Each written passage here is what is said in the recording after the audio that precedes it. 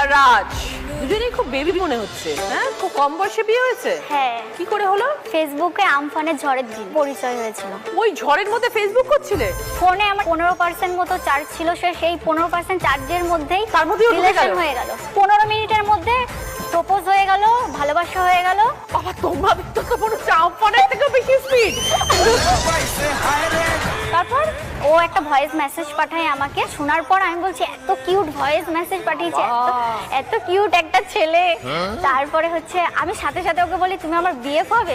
ও 1 সেকেন্ডের মধ্যে আমাকে বলে যে হ্যাঁ। মানে টিয়ার তখন মনে হচ্ছে রাজ হচ্ছে কোকিল।